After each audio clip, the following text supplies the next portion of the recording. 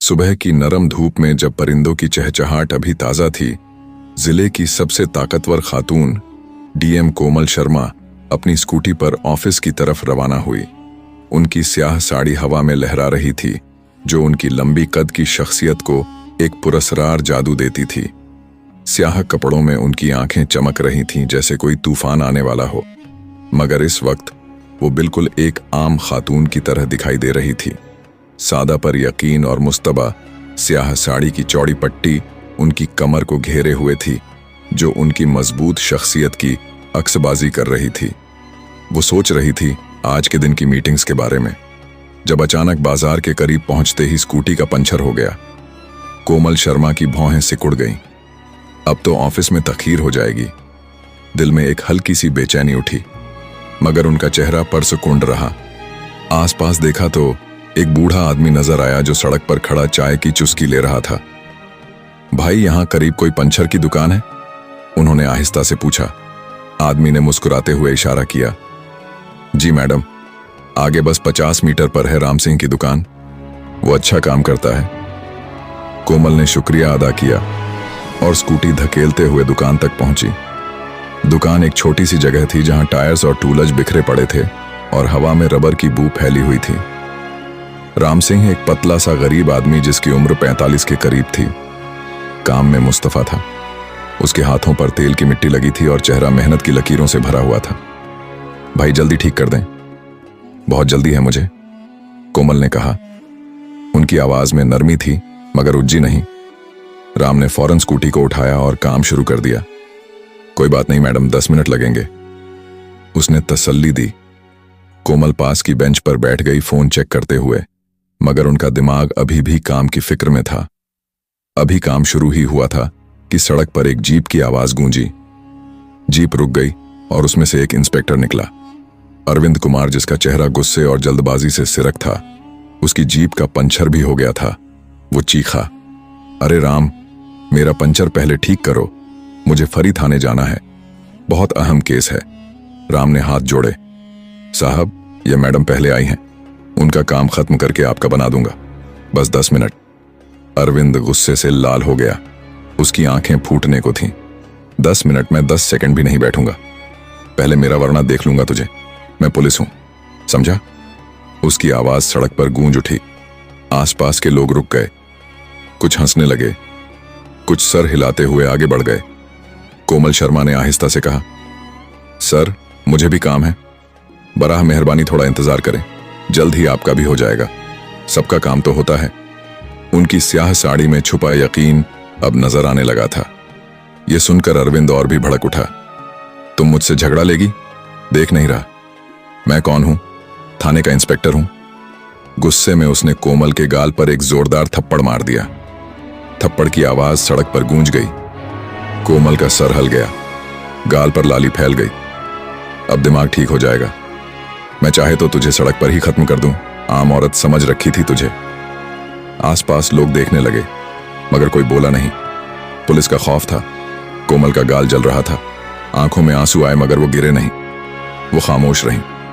उनकी स्याह साड़ी अब उनकी ताकत की अलामत लग रही थी। राम सिंह हैरान खड़ा था। उसे पता था कि पुलिस का गुस्सा क्या होता है। उसने सोचा, गरीब का क्या बच जाऊं तो अच्छा, और अरविंद की जीप का काम शुरू कर दिया। काम के दौरान राम की हथेलियां कांप रही थीं। वो सोच रहा था कि अगर इनकार किया तो उसकी दुकान पर छापा पड़ जाएगा। घर वालों का क्या होगा? बीवी, 2 बच्चे, सब उसकी मेहनत पर चलते थे। पंचर ठीक हुआ तो अरविंद जीप स्टार्ट करने लगा, बगैर एक लफ्ज कहे। राम ने हिम्मत करके कहा, साहब पैसे तो दें, आरस 200 बने हैं। अरविंद ने हंसते हुए पलटा, पैसे मुझसे मांगेगा? गरीब कत्ता, मैं पुलिस हूं, समझा? चल निकल यहां से। और जीप आगे बढ़ गई। कोमल ने आवाज बुलंद की। उनकी आवाज अब पक्की थी, जैसे अदालत की गूंज हो। साहब रुक जाएं, यह उनकी मेहनत का हक है। आप चाहे कौन हो, काम किया तो पैसा दें। ये गरीब हैं, उनके घर का चूल्हा जले इसी से। बगैर पैसे जाएंगे तो उनके पेट पर लात मार रहे होंगे। अगर यह काम ना करें तो उनका खानदान भूखा मर जाएगा। इंसाफ करें। अरविंद जीप रोककर पलटा, गुस्से से सलगता हुआ। फिर से झूठी बातें चुप कर, वरना और थप्पड़ मिलेगा। उसने राम की तरफ देखा और उसे भी एक जोरदार थप्पड़ मार दिया। राम गिर पड़ा। उसके मुंह से खून निकल आया। हाथ जोड़े माफी मांगने लगा। साहब माफ कर दें, मैं गरीब हूं। आसपास लोग देख रहे थे, कुछ फोन निकालकर वीडियो बना रहे थे, मगर कोई मदद को ना आया। कोमल ने खुद को संभाला। उनकी स्याह साड़ी अब गुस्से की आग से धुआं उगल रही थी। वो राम को उठाया। भाई डरो मत, और अपने पर्स से आरएस फारसर निकाल कर राम को दे दिए। अपने और अरविंद के दोनों के, ये आपका हक है, ले लो। राम ने इनकार किया। मैडम आप क्यों? मगर कोमल ने इकरार किया। नहीं, यह तुम्हारी मेहनत है। आखिरकार राम ने पैसे ले लिए। उसकी आंखों में आंसू थे, न गुस्से के, न दर्द के, बल्कि शुक्र के। कोमल स्कूटी लेकर ऑफिस पहुंची। वहां बैठकर एक लम्हे को खामोश रही। गाल अभी भी जल रहा था। फिर फोन उठाया और आईपीएस अफसर करण दास मुखर्जी को कॉल की। करण एक सख्त गियर खातून थी, लंबी सीधी खड़ी, जिनकी आंखें कानून की तरह तेज थीं। वो जिले की सबसे ईमानदार अफसर थीं, जिन्होंने कई करप्ट अफसरों को सजा दिलाई थी। कोमल ने सारी बात तफसील से बताई। करण जी, एक इंस्पेक्टर ने सड़क पर गरीब को मारा, मुझ पर हाथ उठाया। ऐसा नहीं चल सकता, हमारा निजाम कमजोर ना हो जाए। करण की आवाज फोन पर लरज उठी। कोमल, यह तो सनीन है। अगर हमारे जिले में ऐसा हो रहा है तो मैं आज ही कार्रवाई करूंगी। आपका पूरा साथ चाहिए। उसे मुतल्ला करवा के सजा दिलवाने में मदद करूंगी। कोमल बोली, जी मुकम्मल ताबुन। फोन रखते ही करण थाने की तरफ रवाना हुई। थाना एक पुराना इमारत था, जहां दीवारों पर रंग उतर चुका था और हवा में सिगरेट की बू थी। अंदर अरविंद अपनी गर्सी पर पैर रखे बैठा था, जैसे कोई गुंडा हो, अफसर नहीं। उसके सामने एक छोटा सा पंखा चल रहा था और वह चाय की चुस्की ले रहा था। करण को देखकर वो झटके से उठा, पैर नीचे किए, हकलाते हुए बोला, नमस्ते मैडम, आप यहाँ कोई काम? करण ने सर्द निगाहों से उसे घूरा। उनकी आवाज में फौलाद था। हाँ, बहुत बड़ा काम। तुम्हारी शिकायत मिली है। कल सड़क पर गरीब पंचर वाले को मारा, उसका हक छीना और जिले की डीएम कोमल शर्मा पर थप्पड़ मारा। मैं तहकीक करने आई हूं। बताओ क्या कहते हो? अरविंद के पैरों तले जमीन खिसक गई। उसका चेहरा सफेद पड़ गया, हाथ कांपने लगे। मैडम, मुझे नहीं पता था वो डीएम है। मैंने आम औरत समझा, गलती हो गई, माफ कर दें। बहुत काम था, पंचर हुआ तो गुस्सा आ गया। वो घुटनों पर बैठने को तैयार था। करण बोली, माफी, ये तो सनीन जर्म है। तुमने वर्दी का गलत इस्तेमाल किया, कानून तोड़ा। कल सुबह बड़े मीटिंग हॉल में प्रेस कॉन्फ्रेंस है, वहां हाजिर होना और जो फैसला होगा मानना पड़ेगा। अब तुम्हारा बचना मुश्किल है। अरविंद पसीने से भीग गया। रात भर नींद ना आई। वो घर में बीवी से झगड़ा करता रहा, सब इस औरत की वजह से, मगर अंदर ही अंदर डर बढ़ता जा रहा था। मीटिंग की तैयारियां शुरू हो गईं। कोमल शर्मा अपने ऑफिस में बैठी थीं, स्याह साड़ी अभी भी पहने हुए, जो अब उनकी लड़ाई की अलामत बन चुकी थी। उन्होंने राम सिंह को फोन किया। भाई, कल मीटिंग में आना, तुम्हारी गवाही चाहिए। राम घबराया। मैडम, मैं गरीब हूं, ऐसे बड़े लोगों के सामने कैसे? कोमल ने तसल्ली दी, डरो मत, मैं तुम्हारे साथ हूं। दूसरी तरफ अरविंद ने अपने एक पुराने दोस्त, एक सीनियर इंस्पेक्टर को फोन किया। यार मदद कर, यह तो मेरी नौकरी छीनने का प्लान है।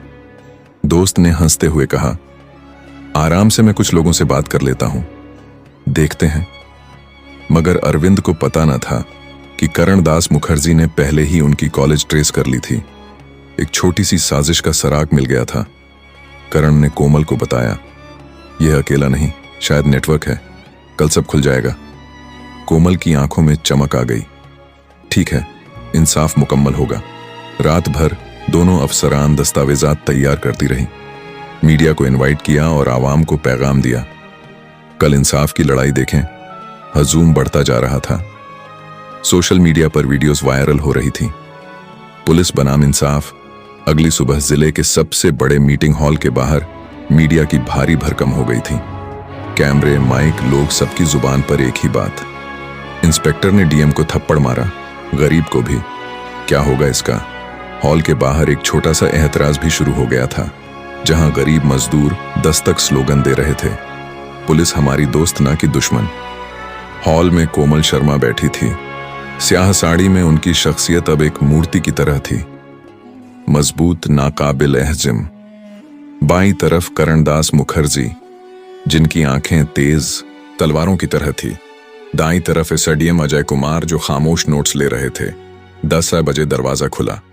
2 पुलिस अहलकारों के साथ अरविंद अंदर आया। उसका चेहरा जर्द, आंखों के नीचे स्याह हल्के, हर कदम कांप रहा था। मीडिया के कैमरे उस पर मुरकूज हो गए। फ्लैशेस चमकने लगे। कोमल ने माइक उठाया। उनकी आवाज हॉल में गूंज उठी। सबको सलाम। कल की वो सड़क वाली वाकया सिर्फ एक खातून अफसर या गरीब से नहीं, पूरे निजाम की साख से जड़ी है।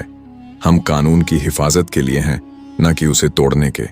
आज आवामी तौर पर गवाही और फैसला होगा, ताकि हर शहरी को पता चले कि कानून सबके लिए बराबर है, चाहे वह गरीब हो या अफसर। तालियां गूंजी। हॉल लरज उठा। पहले राम सिंह को बुलाया गया।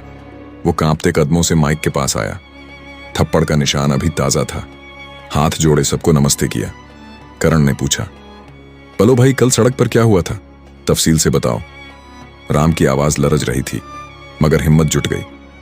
मैडम, मैं गरीब हूं, रोज कमाता हूं, रोज खाता हूं। कल डीएम साहिबा की स्कूटी का पंचर बना रहा था कि इंस्पेक्टर साहब आ गए। उन्होंने कहा, पहले मेरा बनाओ। मैंने विनती की कि 10 मिनट रुको, मगर उन्होंने जबर किया। डीएम साहिबा ने भी कहा कि सबका बराबर हक है। बस गुस्से में उन्होंने डीएम को थप्पड़ मार दिया। फिर मुझे भी मारा और पैसे देने से इनकार कर दिया। मेरा खानदान भूखा रह गया। उस दिन उसकी आवाज भर आई। आंखों से आंसू गिर पड़े। हॉल सन्नाटे में डूब गया। मीडिया के कैमरे हर जज्बाती लम्हे को कैप्चर कर रहे थे। आवाम से आवाजें उठी, हाय हाय शर्म करो अरविंद। फिर कोमल ने खुद बयान दिया। उनकी आवाज में दर्द मगर ताकत थी। मैंने देखा उसने न सिर्फ एक गरीब का हक छीना, बल्कि कानून की तौहीन की। अगर जिले का अफसर सड़क पर ऐसा करे तो आम लोगों का क्या हाल होगा? हम मुहाफिज हैं, मुजरिम नहीं। ये वाकया हमें सबक देगा। तालियां पड़ी। हॉल जोश से भर गया। अब अरविंद की बारी थी। वो खड़ा हुआ, पसीने से भीगा माथा पोंछते हुए। मैडम, मैं मानता हूं गलती हुई, मगर जानबूझकर नहीं, तनाव था। काम का दबाव माफ कर दें। उसकी बात अधूरी थी कि करण ने टोक दिया, बस ये सब बहाने हैं। तनाव सबको होता है, मगर इसका मतलब यह नहीं कि गरीब को पिटो, अफसर को थप्पड़ मारो और पैसे हड़प करो। तुमने वर्दी की हुर्मत को पामाल किया। वर्दी खिदमत की है, गुंडाबाजी की नहीं।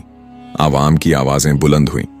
मुतल्ला करो, ऐसे अफसरों को बर्दाश्त नहीं। गरीब का खून न बहाओ। करण ने माइक मजबूती से पकड़ा और ऐलान किया, इंस्पेक्टर अरविंद कुमार, तुम्हारे खिलाफ डीएम की गवाही, राम सिंह की शहादत और वीडियो सबूत मौजूद हैं। फरी तौर पर मुतल्ला विभाग की तहकीक शुरू होगी। अगर दोषी पाया गया तो बर्खास्तगी, जुर्माना और मुकदमा चलेगा। कानून से बड़ा कोई नहीं। हॉल तालियां और जस्टिस, जस्टिस के नारों से गूंज उठा।